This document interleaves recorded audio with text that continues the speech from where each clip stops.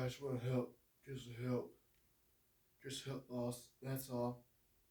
Well, you can't. No one can. Stephen King's novel, The Green Mile, tells the story of John Coffey, a death row inmate and someone who possesses the supernatural ability to heal others. The narrator is a prison guard named Paul Edgecombe.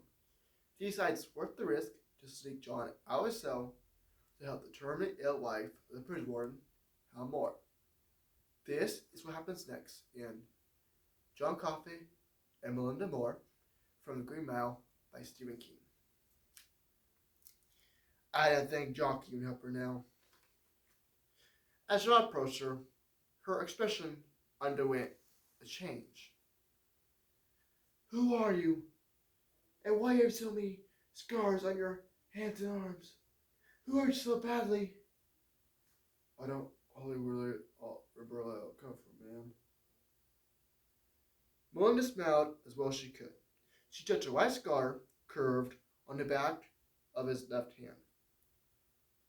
What a blessing that is. Do you understand why? Reckon if you don't know it hurt you so badly, it don't keep you up nice. John Coffey said in his almost southern accent. What's your name? John Coffey. Coffee like to drink? Yes, ma'am.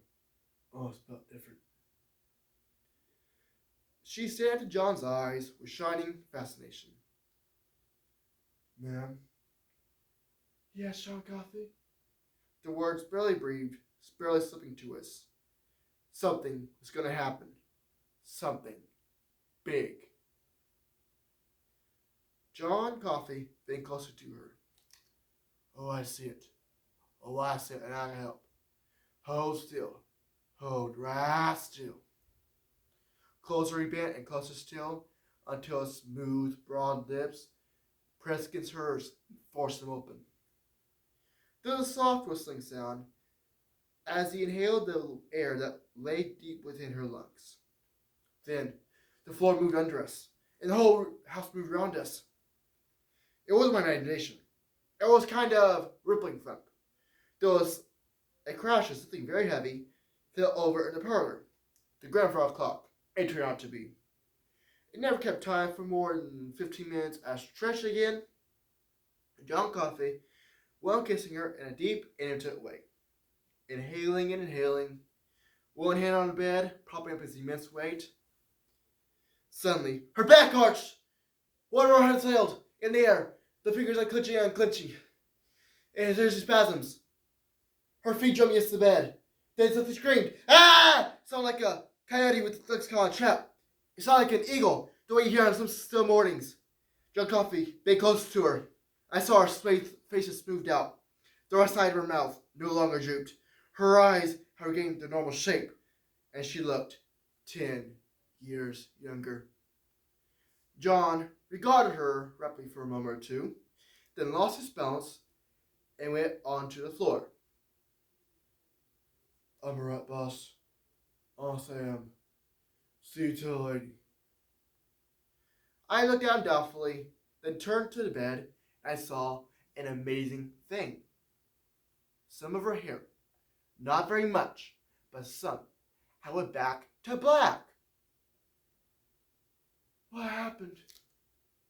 I don't understand. Why the dark? How did I get in the guest room? Sitting down beside her, Hal, her husband, bursted into tears. She sat forward and kissed his temple.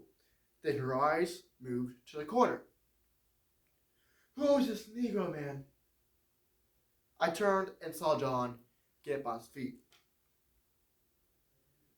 John, turn around, big boy. See this lady. He slowly turned. His face was still the color of ashes, and he looked 10 years older.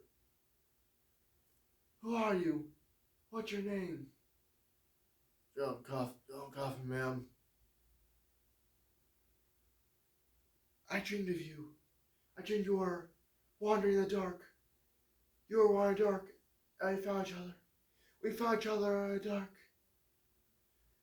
She swung her legs out, smoothed out her nightgown, stretched, and got to her feet. She went to John Coffey. She limped with the first leg, but did no more favor her right leg a bit with the second. And then that was gone. Molly put her arms around John and hugged him. Coffey stood there for a moment or two, letting himself be hugged. And then he raised one hand and stroked the back of her head. He did this with infinite gentleness. She stood away from him, her face turned up to his. Thank you. You're right welcome, ma'am. She reached around the nape of her neck and pulled a fine link chain with a silver medallion she held out to John. Hey, St. Christopher, I want you to have it, Mr. Coffey, and wear it. I want you to wear it, please, for me. John looked at me, troubled, and I nodded. Take it, John. It's a present. John took it, slipped the chain around his bull neck. Thank you, ma'am. No, thank you. Thank you, John Coffey. Thank you.